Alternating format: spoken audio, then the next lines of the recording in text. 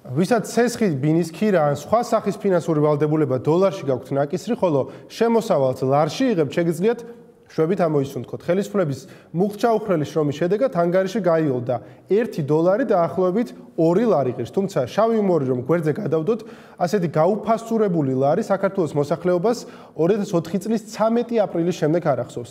ეროვნული ვალუტის კურსი რამდენიმე ფაქტორზეა დამოკიდებული.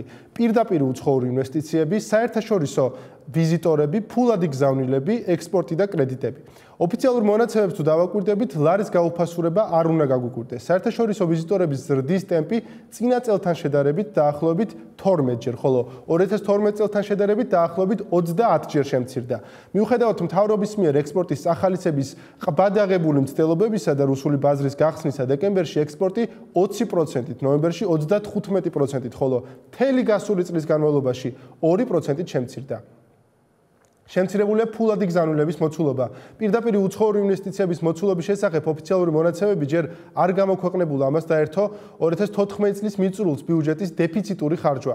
თუ გახსოვთ, ეროვნული ბანკის პრეზიდენტმა ლარის წინა საახალწლო გაუფასურებისას მთავრობას მოუწოდა ბიუჯეტის ქაღალდზე შესასრულებლად არ დაეხარჯა ფული.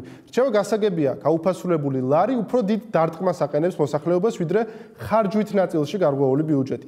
თუმცა ხელისუფლებამ ქადაგიძის რჩევა არ გაითვალისწინა და 450 მილიონი ლარი დახარჯა დეკემბრის ბოლო დღეებში, რამაც თავისი წვლილი შეიტანა ლარის გაუფასურების პროცესში. ასე რომ შესაძლოა ხადურმა რეალურად გარღვეული ბიუჯეტი ფურცელზე შეასრულა, მაგრამ საქართველოს მოსახლეობა დაზარალდა. ყველაზე მეტად დაზარალდა ის, ვისაც შემოსავალი ლარში და ცოტა აქვს, იმიტომ რომ მსყიდველუნარიანობა დაცემული ფულით კიდევ უფრო ცოტას გაწვდება. რიგითი ლარიანის გადარჩენის შესაძლებლობებზე ვისაუბრებთ ეკონომიკური პოლიტიკის კვლევის ცენტრის აღმასრულებელ დირექტორთან ნინო ევგენიძესთან. გამარჯობა ქალბატონ ნინო, დიდი მადლობა რომ თეორემაში იღებთ მონაწილეობას. გამარჯობათ, მოგესალმებით ირაკლი, მივესალმები ტაბულას მაყურებლებს. ქალბატონ ნინო, ხელისუფლება ლარის ვარდნას გარე ფაქტორებს აბრალებს. მაშინ როდესაც ვხედავთ რომ გასული წლის ბოლოს ბიუჯეტი დეფიციტურად გაიხარჯა, ექსპორტი შემცირდა, საერთაშორისო ვიზიტორების ზრდის ტემპი მკვეთრად დავარდა, რამდენად მართებულია ლარის გაუფასურების გარე ფაქტორებზე, დოლარის გამყარებასა და რუბლის გაუფასურებაზე დაბრალება?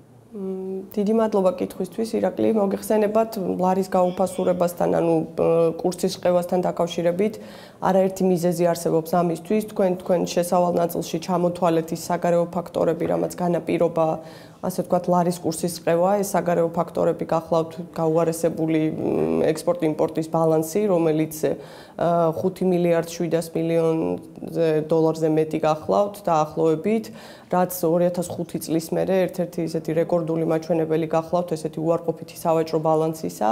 მოგეხსენებათ, დღეისათვის ქვეყანაში, ანუ ლარსა და დოლარს შორის დისბალანსი დიდი არის და ამის დამაბალანსებელი ფაქტორები, ანუ ექსპორტის ზრდა და ფულადი გზავნილების მიმართულებით მდგომარეობა გაუარესებულია. თქვენ თვითონაც აღნიშნეთ, რომ ფულადი გზავნილები შემცირებულია რუსეთიდან, უკრაინიდან და დეკემბრისთვის მაჩვენებლებმაც აჩვენა, რომ საბერძნეთიდანაც შემცირებულია ეს ფაქტორები. ეს ის ფაქტორები გახლავთ, რომელიც ასე ვთქვათ, ლარის უარყოფითი რყევის, ასე ვთქვათ, დამაბალანსებელი შესაძლოა იყოს. შემცირებულია იმ მთავრობის პოლიტიკის გამო, რომელიც სავიზო საკითხებთან იყო დაკავშირებული და ასევე მიწის საკითხებთან დაკავშირებით შემოღებული რეგულაციები არ, ასე ვთქვათ, ემსახურება იმ მიზანს, რომელიც ითვალისწინებს ქვეყანაში უცხოური ინვესტიციების, ასე ვთქვათ, დიდი რაოდენობით შემოდინებას. ეს პოლიტიკა, ასე ვთქვათ, ნაწარმოები მთავრობის მიერ, ფიქრობთ, რომ ჩემი აზრია, რა თქმა უნდა, რომ არასწორი იყო ამ მიმართულებით. ამასთან ერთოდა ის საშინაო ფაქტორები, რაც თქვენც აღნიშნეთ, დეფიციტური ხარჯვა, მიუხედავად იმისა, რომ მთავრობა დაპირდა, ასე ვთქვათ, ეროვნულ ბანკსაც და ხალხსაც, რომ არ იქნებოდა ამგვარი ხარჯვა, შესრულების მაჩვენებლებით, ბიუჯეტის შესრულების მაჩვენებლებით შეგვიძლია ვიმსჯელოთ, რომ ასეთ ხარჯვას ჰქონდა ადგილი და ამასთანავე ჰქონდა ადგილი, ასე ვთქვათ, ავანსად შესაძლოა ვივარაუდოთ, რომ ავანსად გაცემული თანხებიც იქნა, იმიტომ რომ ის პროექტები, ინფრასტრუქტურული პროექტები განსაკუთრებით, რომელიც 2014 წელს უნდა განხორციელებულიყო, 2015 წელსაც გადმოვიდა და ეს თანხები, ასე ვთქვათ, ამ თანხების ხარჯვა დაიწყო 2015 წელს. ამას ემატება ისიც, რომ დაიწყო 2015 წლის ბიუჯეტის შესრულებაც და სადღაც უკვე 300 მილიონზე მეტი არის დახარჯული, ამიტომ რა თქმა უნდა ეს ყველაფერი მოქმედებს იმაზე, რომ ასე ვთქვათ, ლარის კურსის რყევა შესაძლოა ყველა ამ ფაქტორებით ჯამში ობიექტური და სუბიექტური ფაქტორებით იყოს განპირობებული. ქავტონ ნინო, თქვენ ისაუბრეთ იმ ძიმე მიზეზებზე, რამაც ლარი გაუფასურებამდე მიიყვანა და იმ შედეგებზეც რაც ლარის გაუფასურება მოიტანა. მაინც რომ შევხედოთ ზოგადად, ვის აზარალებს ყველაზე მეტად ლარის გაუფასურება? რა თქმა უნდა, მთელ ქვეყანას აზარალებს და პირველ რიგში მოსახლეობას და პირველ რიგში იმ ადამიანებს, ვისაც კრედიტები დოლარში აქვთ, ასე ვთქვათ, აღებული. უნდა აღინიშნოს, რომ აღსანიშნავია ისიც და რომ ფასები, ასე ვთქვათ, სასურსათო საქონელზე არ გაზრდილა და ეს ძირითადად განპირობებულია იმით, რომ სოფლიო ბაზარზე, ასე ვთქვათ, ნავთობსა და მარცვლეულზე ფასების ვარდნა არის და ეს გარკვეულწილად აბალანსებს იმ პროცესს, რაც ასე ვთქვათ, ლარის კურსის ყევით უნდა იყოს ასახული ინფლაციის მაჩვენებელზე. ამიტომ პროდუქციის ფასებზე ეს ყოველ შემთხვევაში მოკლევადიან პერსპექტივაში ვფიქრობთ, რომ არ აისახება ფასების ზრდაზე. გასაგებია, რა ზომები შეიძლება მიიღოს ეროვნულმა ბანკმა ვითარების გამოსასწორებლად, იმიტომ რომ ხშირად ხელისუფლების წევრები სწორედ ეროვნული ბანკისკენ იშვერენ ხელს.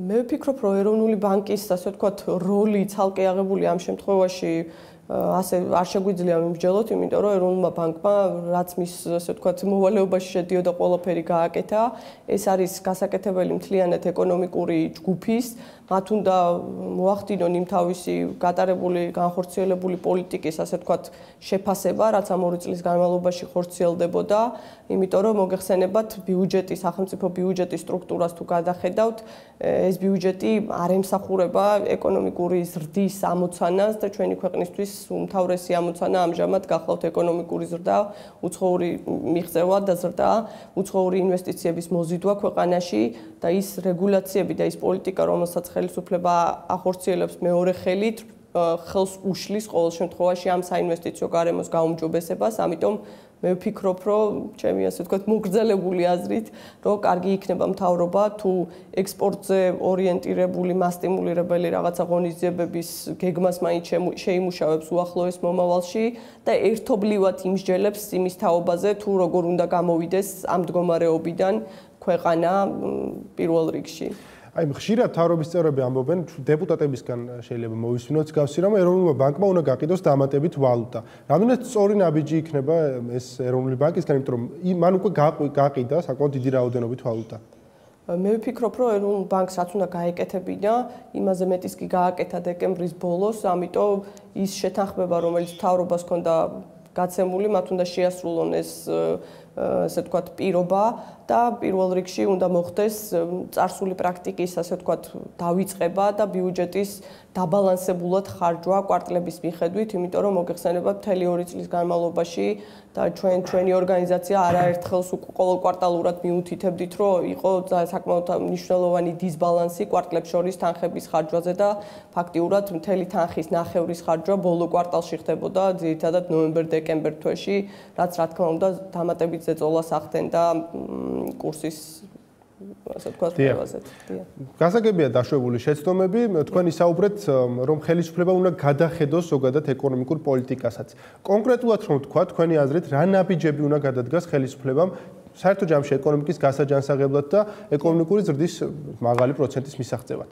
იცით, ჩემი აზრით, მე ვფიქრობ, რომ პირველ რიგში ეს უნდა იყოს მიმართული საინვესტიციო გარემოს გაუმჯობესებისკენ, ამასთანავე იმისკენ, რომ ბიზნესმა იგრძნოს, რომ ქვეყანაში არის პოლიტიკური სტაბილურობა, გააზრებული და გარკვეული წინასწარ დაგეგმილი ეკონომიკური პოლიტიკა, რომელიც ყოველ 2 თვეში ერთხელ არ იცვლება რაღაცა რეგულაციების შემოღებით, მე ისევ ამ რეგულაციების გადაწერით, თუ კიდევ რაღაც ახალი რეგულაციების შემოღებით, რომელიც აუცილებლობაც ესე დღის წესრიგში შეიძლება არ იდგეს.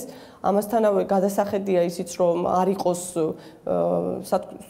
სიტყვაზე თუ ბიზნესი არ აქტიურობს, ამ შემთხვევაში სახელმწიფო იღებს ხოლმე როგორც ზრდის მასტიმულირებელ, ასე ვთქვათ, როლს თავის თავზე, მაგრამ ჩვენ შემთხვევაშიც ესე არ მოხდა და ძირითადად სახელმწიფოს მხრიდან თანხები მიმართული იყო ისეთ სექტორებზე, რომელმაც შესაბამისი, ასე ვთქვათ, ეკონომიკური ზრდის უკუ ეფექტი არ მოხდა მისი ამოღება ეკონომიკაში და ძირითადად არის მეტწილად სოციალური ვალდებულებებით დატვირთული ეს ბიუჯეტი, ამიტომ მთლიანად მე ვფიქრობ, რომ ზოგადად პოლიტიკის და მთავრობის, ასე ვთქვათ, გეგმის გააზრება უნდა მოხდეს და ასე ვთქვათ, გაცნობა იმ ბიზნეს წრეებისთვის თუ ინვესტორებისთვის, რომლებიც აპირებენ ჩვენ ქვეყანაში ზოგადად ფულის ჩადებას, იმიტომ რომ სტაბილურობა და გრძელვადიანი გეგმის განსაზღვრა ძალიან მნიშვნელოვანი არის ზოგადად ქვეყნისთვის, იმისთვის, რომ მოხდეს ასეთი ინვესტიციების მოზიდვა და ბიზნესის განვითარება. გასაგებია, ქალბატონ ნინო, ძალიან დიდი მადლობა, რომ ჩვენი სტუმარი იყავით. მადლობთ. შინაგან საქმეთა სამინისტრო გამოხატვის თავისუფლების შეზღუდვის მორიგი ინიციატივით გამოდის. ამჯერად შუღლის გაღუების კრიმინალიზებაზეა საუბარი. რა საფრთხეებს შეიცავს შინაგან საქმეთა სამინისტროს მიერ მომზადებული პროექტი? ამ თემაზე ვიმშელებთ თეორემას მეორე ნაწილში სტუმრებთან ერთად. არ გადართოთ, მალე დავბრუნდებით. Reach out and touch faith.